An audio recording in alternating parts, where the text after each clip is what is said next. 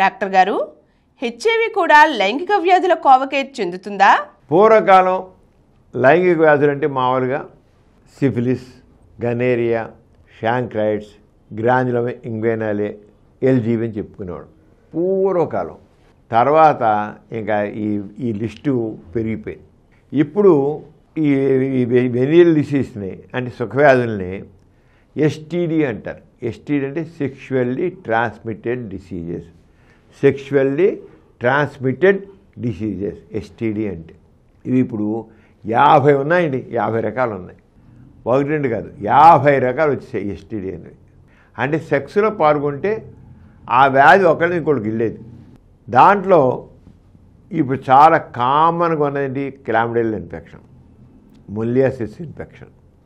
Chlamydial infection, moniliasis infection, అలాగే ఇంకా చాలా ఇంకా ఉన్నాయి. తక్కువ చెప్పుకోవాల్సింది హెచ్సిబి ఇన్ఫెక్షన్ అంటే హెపటైటిస్ బి, హెపటైటిస్ సి, ఇవన్నీ కూడా హెపటైటిస్ బి కూడా సెక్స్ ట్రాన్స్మిట్ అవుతుంది. హెపటైటిస్ సి కూడా అలాగే అవుతుంది. హెపటైటిస్ ఏ కూడా పెద్ద ఏం కాదు.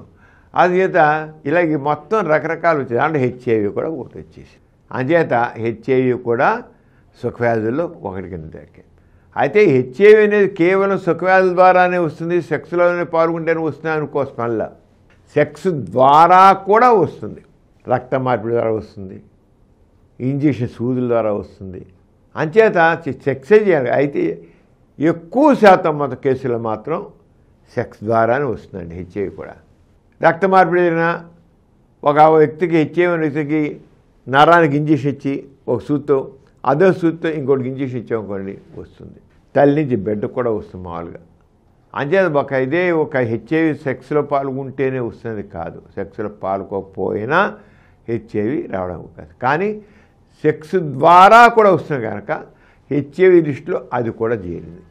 హెచ్ఐవి లిస్టులో ట్రైకోమోనాసిస్, మొలియాసిస్, క్లామిడియల్ ఇన్ఫెక్షన్స్ ఇవన్నీ ఎలా వచ్చాయో, హెపటైటిస్ బి, హెపటైటిస్ సి ఇవన్నీ ఎలా వచ్చిందో ఇవన్నీ అలాగే మొత్తం దాదాపు 50 ఉన్నాయని చెప్తాం కదా, 50 దాకా ఉన్నాయి కదా చెప్పే సెక్షువల్లీ ట్రాన్స్మిటెడ్ డిసీజెస్. అవన్నీ ఇతరత్ర కూడా వస్తాయి. ఇలాగ రావాలి లేదు, ఇతరత్ర కూడా ఇంజెక్షన్ సూదుల ద్వారా వస్తుంది, ముద్దు పెట్టుకుంటూ వస్తుంది, అలా వచ్చేది చాలా ఉన్నాయి. సెక్స్ ద్వారా కూడా వస్తుంది. అంచేత ఆ రకమైన కానీ హెపటైటిస్ కూడా హెచ్ఐవి కూడా సెక్స్ ద్వారానే ట్రాన్స్మిట్ అవ్వడానికి, సెక్స్ ద్వారా ట్రాన్స్మిట్ అవ్వడానికి కూడా అవకాశం ఉంది, ఎక్కువ అవకాశం ఉంది. అంటే అది కూడా ఎప్పుడైనా సరే మనం ఎస్టీడీ అంటే వెనీరియల్ సుఖవ్యాధులు పరీక్ష చేసేట్లయితే హెచ్ఐవిని కూడా మనం టెస్ట్ చేయాలి. హెచ్ఐవి కూడా టెస్ట్ చేసి చూడాలి, తప్పకుండా చూడాలి. ఎందుకంటే that is very common, very important, చాలా ఫ్యాటల్ డిసీజ్ లాంటిది కనుక మనం జాగ్రత్తగా చూసి చేయాలి.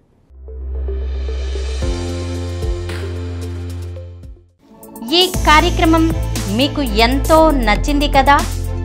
ఇటువంటి మరిన్ని వీడియోల కోసం అనతి కాలంలోనే 20 కోట్ల వ్యూస్ సాధించిన సమరం ఛానల్ సమర్పించు డాక్టర్ సమరం ఛానల్కు సబ్స్క్రైబ్ చేయండి, లైక్ చేయండి, మీ ఫ్రెండ్స్కి షేర్ చేయండి.